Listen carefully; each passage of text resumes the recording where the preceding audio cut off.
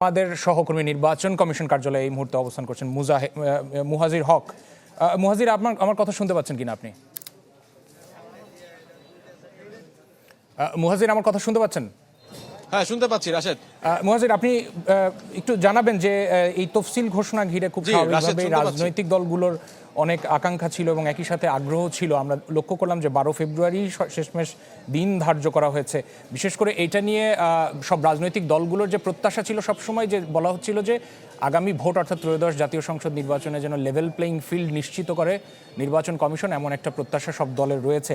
আজকে ইসি সচিব, তিনি সিনিয়র সচিব যখন কথা বলছিলেন গণমাধ্যম কর্মীদের সাথে, তিনিও যেমন বলছিলেন যে এই লক্ষ্যে তারা নির্বাচন আসতে আসতে বা প্রশাসনের যে রদবদল চলছিল সেটা চালিয়ে যাবেন বলে তিনি জানিয়েছেন। তো সার্বিকভাবে একটু বলবেন যে এই যে প্রশাসনিক ব্যাপারে, এই প্রশাসনিক যে কাঠামোগত প্রস্তুতি নির্বাচনকে ঘিরে, সেই ব্যাপারটা উঠে এসছে কিনা তফসিলে। একই সাথে আপনি যেহেতু ওখানে অবস্থান করছেন, একটু জানাবেন যে এই তফসিল ঘোষণা কেন্দ্র করে আমাদের সাথে কি তথ্য আমাদেরকে জানাতে পারেন। খুলে বলো। ফ্যান্টাস্টিক নিমো খালাল বিস্কুট খায় সানিও স্ট্যাটাস দিছে ফ্যান্টাস্টিক। রাশেদ, আমি আসলে সকাল থেকেই এখানে আছি নির্বাচন ভবনের। একটু আপনার শেষটা দিয়ে শুরু করতে চাই। নির্বাচন ভবনের সামনে আমরা সকাল থেকেই দেখতে পেয়েছি যে নিরাপত্তা জোরদার করা হয়েছে এবং এই মুহূর্তে আপনি দেখতে পাচ্ছেন যে এখানে 2 প্লাটুন কোস্ট গার্ড মোতায়েন করা হয়েছে। আমরা বিকেল থেকেই দেখেছি যে তারা এখানে রয়েছেন নিরাপত্তা জোরদারে নির্বাচন ভবনের, এবং একই সাথে আমরা দেখতে পেয়েছি যে নির্বাচন ভবনের চতুর্দিকেই কিন্তু এক ধরনের ব্যারিকেড তৈরি করা হয়েছে, যে যেন আসলে বহিরাগত, বিশেষ করে গণমাধ্যম কর্মী ছাড়া যারা রয়েছেন তাদেরকে প্রবেশে নিষেধাজ্ঞা দেওয়া হয়েছে এক ধরনের, এবং এখানকার কর্মকর্তা যারা রয়েছেন তারা শুধুমাত্র প্রবেশ করতে পারছেন। তবে এখানে চেক করা হচ্ছে সবাইকেই। এবং রাশিদ, আপনি যেমনটা বলছিলেন যে এর আগে আমরা যখন সকাল থেকে ছিলাম, সেই সকাল থেকে একটা আমরা শুনতে পাই যে ইসি সচিব তিনি ব্রিফ করবেন। সেই 3টার ব্রিফটা যখন 4টায় অনুষ্ঠিত হয়, তখন আমরা স্বাভাবিকভাবে ভেবেছিলাম যে তফসিল নিয়ে আসলে কোনো ধরনের নতুন কোনো তথ্য আসলে আমরা যা পাই কিনা।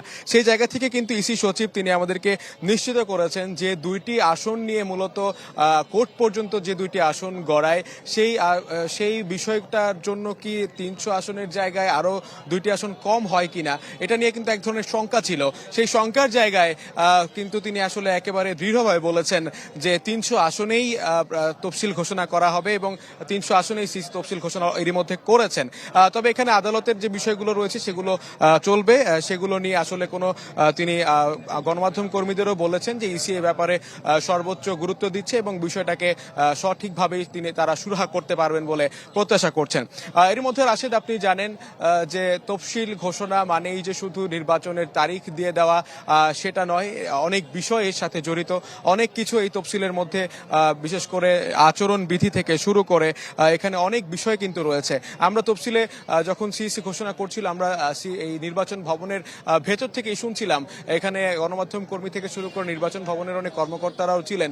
আমরা তাদের কাছ থেকে কিন্তু তারাও কিন্তু যখন 12 ফেব্রুয়ারি যে ভোট, সেই ঘোষণাটা যখন আসলো, সবার মাঝেই কিন্তু আমরা এক ধরনের একটা উচ্ছ্বাস দেখতে পেয়েছি যে একটা নির্বাচনের যে ট্রেন চলা শুরু বলেন, সেই নির্বাচনী অর্থাৎ গণতান্ত্রিক পথে যে অগ্রযাত্রা, সেই অগ্রযাত্রার দিনক্ষণ যখন চূড়ান্ত, তখন সবার আসলে প্রত্যাশা থাকেই যে একটা সুষ্ঠু নির্বাচন, যে সুষ্ঠু নির্বাচনে আসলে লেভেল প্লেইং ফিল্ড থেকে শুরু করে নির্বাচন, আসলে যে নির্বাচনের অপেক্ষায় গত 17টা বছর ধরে বাংলাদেশের মানুষকে অপেক্ষা করতে হয়েছে, সেই নির্বাচনটা যেন অন্তত সুষ্ঠুভাবে হয়, ঠিকভাবে হয়। এবং নির্বাচন ভবনের বাইরেও আমরা যখন আসি, তখন কিন্তু আপনি হয়তো এরই মধ্যেই দেখেছেন যে এখানে অনেক উচ্ছ্বসিত অনেক মানুষ এসেছেন, ভেবেছেন যে এখান থেকে হয়তোবা নির্বাচনের তফসিল ঘোষণা করা হবে, এখানে তারা হয়তোবা দেখতে পারবেন। তবে আমরা যাদের সাথে ছিলাম তারা কিন্তু অনেকেই 12 তারিখটাকে বরণ করে নেওয়ার জন্য, অর্থাৎ তারা ভোট কেন্দ্রে গিয়ে ভোট দিবে সেই অপেক্ষায় কিন্তু রয়েছে। রাশেদ, মুহাজির, অনেক ধন্যবাদ যুক্ত হওয়ার জন্য।